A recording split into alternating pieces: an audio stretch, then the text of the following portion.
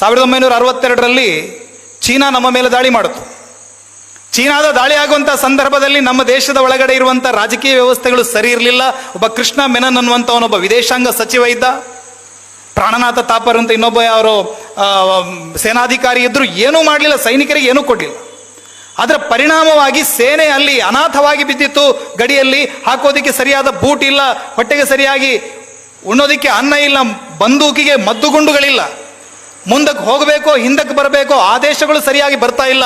ಈ ಕಾಲದಲ್ಲಿ ಅಲ್ಲಿರುವಂಥ ಒಂದು ನೂರಾನಾಂಗ್ ಅನ್ನುವಂಥ ಒಂದು ಚೆಕ್ ಪೋಸ್ಟ್ನಲ್ಲಿ ಜಸ್ವಂತ್ ಸಿಂಗ್ ರಾಥೋಡ್ ಅನ್ನುವಂಥ ಒಬ್ಬ ಸೈನಿಕ ಕಾವಲು ನಿಂತಿದ್ದ. ಒಬ್ಬ ಸೈನಿಕ, ಅವನಿಗೆ ಹೇಳ್ತಾರೆ, ಎದುರುಗಡೆಯಿಂದ 300-400 ಚೀನಿಯರು ಆಕ್ರಮಣವನ್ನು ಮಾಡ್ತಾ ಇದ್ದಾರೆ.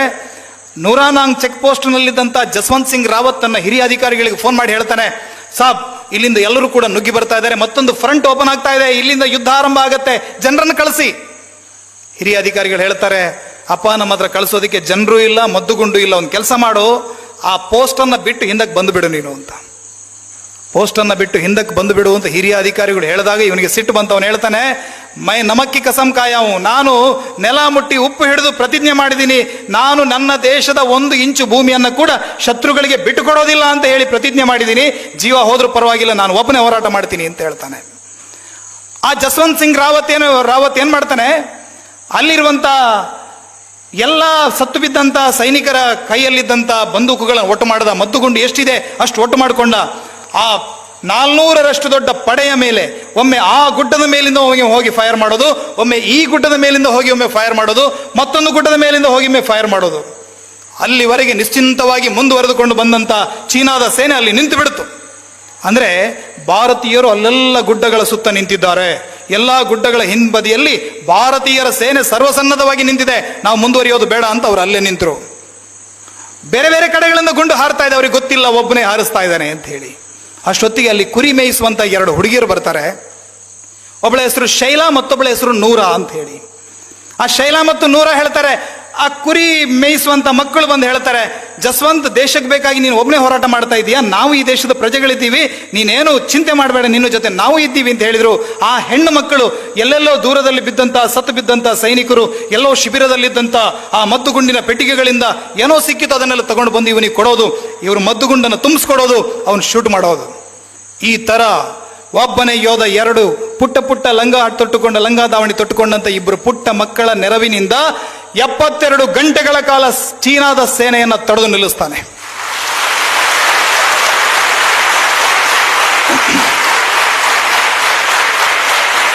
ಈ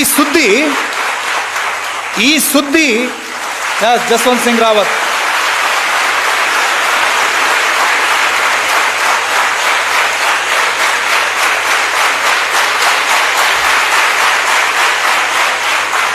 ಕತೆ ಇನ್ನಿರೋದು. ಈ ಸುದ್ದಿ ಚೀನಿಯರ ಹೆಡ್ ಕ್ವಾರ್ಟರ್ ಅಲ್ಲಿ ಸೇನಾ ಮುಖ್ಯಸ್ಥರಿಗೆ ಗೊತ್ತಾದ ತಕ್ಷಣ ಅವರು ಹೇಳ್ತಾರೆ, ಎಲ್ಲ ಕಡೆಗಳಲ್ಲಿ ಕೂಡ ಭಾರತೀಯರು ಗಡಿ ಬಿಟ್ಟು ಓಡ್ತಾ ಇದ್ದಾರೆ, ಇಲ್ಲೊಂದು ಕಡೆಯಲ್ಲಿ ಯಾಕೆ ಏನು ಸಾಧ್ಯ ಆಗ್ತಾ ಇಲ್ಲ, ಯಾರಾದರೂ ಒಂದು ಹೆಲಿಕಾಪ್ಟರ್ ತಗೊಂಡೋಗಿ ನೋಡಿ ಬನ್ನಿ ಅಂತ ಹೇಳಿದಾಗ ಹೆಲಿಕಾಪ್ಟರ್ನಲ್ಲಿ ಬಂದು ನೋಡುವಾಗ ಒಬ್ಬ ಸೈನಿಕ ಆ ಗುಡ್ಡದಿಂದ ಈ ಗುಡ್ಡಕ್ಕೆ, ಈ ಗುಡ್ಡದಿಂದ ಆ ಗುಡ್ಡಕ್ಕೆ ಒಬ್ಬ ಸೈನಿಕ ಓಡಾಡ್ತಾ ಇದ್ದಾನೆ. 2-3 ದಿನದಿಂದ ಹೊಟ್ಟೆಗೆ ನೀರು ಕುಡಿಯದೆ, ಅನ್ನ ತಿನ್ನದೆ ಒಬ್ಬನೇ ಹೋರಾಟ ಮಾಡ್ತಾ ಇದ್ದಾನೆ. ಅವನ ದೇಶಭಕ್ತಿಯನ್ನು ನೋಡಿ ಚೀನಿಯರಿಗೂ ಕೂಡ ಆಶ್ಚರ್ಯ ಆಯಿತು. ಆದರೆ ಏನು ಮಾಡೋಣ, ಅವರ ಕೈಯಲ್ಲಿ ಆಪ್ಷನ್ ಇರಲಿಲ್ಲ, ಅವನನ್ನು ಗುಂಡಿಟ್ಟು ಕೊಂದರು. ಹಿರಿಯ ಅಧಿಕಾರಿಗಳು ಹೇಳಿದರು, ಸರ್ 72 ಗಂಟೆಯಿಂದ ನಮ್ಮನ್ನು ಆಟ ಆಡಿಸ್ತಾ ಇದ್ದವನು ಒಬ್ಬನೇ ಸರ್ ಅಂತ ಹೇಳಿದಾಗ ಆ ಹಿರಿಯ ಅಧಿಕಾರಿಗಳು ಹೇಳಿದ್ರಂತೆ, ಅವನ ತಲೆ ಕತ್ತರಿಸ್ಕೊಂಡು ಬನ್ನಿ ಅಂತ ಹೇಳಿದ್ರಂತೆ. ಆ ತಲೆಯನ್ನು ಕತ್ತರಿಸ್ಕೊಂಡು ಚೀನಾಕ್ಕೆ ತಗೊಂಡು ಹೋಗ್ತಾರೆ. ಆ ತಲೆಯನ್ನು ಕತ್ತರಿಸ್ಕೊಂಡು ಚೀನಾಕ್ಕೆ ತಗೊಂಡು ಹೋದಾಗ ಚೀನೀಯರು ಅವನ ತಲೆಯ ಅಚ್ಚನ್ನು ತೆಗೆದು ಅದೇ ರೀತಿ ಒಂದು ಕಂಚಿನ ಪ್ರತಿಮೆಯನ್ನು ಮಾಡಿ ಭಾರತದ ಸೇನೆಗೆ ಉಡುಗೊರೆಯಾಗಿ ಕೊಡ್ತಾರೆ.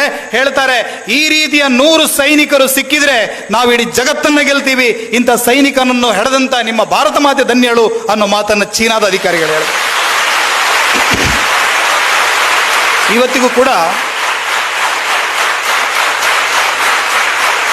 ಇವತ್ತಿಗೂ ಜಸ್ವಂತ್ ಸಿಂಗ್ ಬಲಿದಾನ ಮಾಡಿದಂಥ ಜಾಗವನ್ನು ಜಸ್ವಂತ ಗಡ ಅಂತ ಹೇಳ್ತಾರೆ.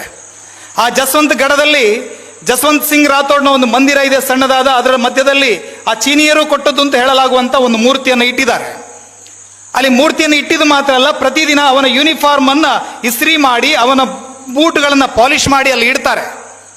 ಆದರೆ ಮರುದಿನ ಬಂದು ನೋಡಬೇಕಿದ್ರೆ ಅದೆಲ್ಲ ವಾಸ್ತವ್ಯಸ್ತವಾಗಿರುತ್ತೆ, ಚೆಲ್ಲಾಪಿಲ್ಲಿ ಆಗಿರುತ್ತೆ. ಕಾರಣ ಏನು ಕೇಳಿದ್ರೆ ಅವನು ಇವತ್ತಿಗೂ ಗಡಿ ಕಾಯ್ತಾ ಇದ್ದಾನೆ ಅನ್ನುವಂಥ ನಂಬಿಕೆ ಇದೆ. ಯಾರಾದರೂ ಸೈನಿಕರು ಅಲ್ಲಿ ಗಡಿಯಲ್ಲಿ ಬೇಜವಾಬ್ದಾರಿತನದಿಂದ ತಲೆ ತೂಗಾಡಿಸ್ತಾ ಇದ್ರೆ ಹಿಂದ್ಗಡೆಯಿಂದ ಯಾರೋ ಹೊಡೆದ ಅನುಭವ ಆಗತ್ತಂತೆ. ಅದು ಜಸ್ವಂತ್ ಸಿಂಗ್ ರಾಥೋಡ್ ಇವತ್ತಿಗೂ ಕೂಡ ಆ ಸೈನಿಕರನ್ನ ಎಚ್ಚರಿಸುವ ಮೂಲಕ ಭಾರತದ ಗಡಿ ಭಾಗವನ್ನು ಕಾಯ್ತಾ ಇದ್ದಾನೆ ಅನ್ನೋಂಥ ನಂಬಿಕೆ ಇದೆ. ಅವನಿಗೆ ಪ್ರತಿ ವರ್ಷ ಒಂದು ಟಿಕೆಟ್ ಮಾಡಿ ಅವನ ಬ್ಯಾಗನ್ನ, ಅವನ ಪೆಟ್ಟಿಗೆಯನ್ನ ರೈಲಿನಲ್ಲಿಟ್ಟು ಊರಿಗೆ ಕಳಿಸ್ತಾ ಇದ್ರು. ಅವನು ಊರಿಗೆ ಹೋಗಿ ಬರ್ತಾ ಇದ್ದ ಅಂತ ನಂಬ್ತಾ ಇದ್ರು. ಅವನು ಸೇನೆಯಲ್ಲಿ ಅವನು ತೀರಿಕೊಂಡ ನಂತರ ಕೂಡ ಅವನಿಗೆ ಪ್ರಮೋಷನ್ಸ್ಗಳಾಗ್ತಾ ಇತ್ತು. ಅವನಿಗೆ ಆ ನಂತರ ಒಂದಿನ ರಿಟೈರ್ಮೆಂಟ್ ಆದಾಗ ಅವನ ಎಷ್ಟು ಬಾಕಿ ಇದೆ ಎಲ್ಲವನ್ನ ಕೂಡ ಮನೆಯವರಿಗೆ ಭಾರತದ ಸೇನೆ ಕೊಟ್ಟಿತು. ಈ ರೀತಿ ಸತ್ತ ನಂತರ ಕೂಡ ದೇಶದ ಸೇವೆ ಮಾಡಿದ ಸೈನಿಕನ ಉದಾಹರಣೆ ಇದ್ರೆ ಅದು ಭಾರತದಲ್ಲಿ ಮಾತ್ರ. ಈ ರೀತಿಯ ಭಾರತದಲ್ಲಿ ಹುಟ್ಟಿದ್ದು ನಾವೆಲ್ಲ ಧನ್ಯರು.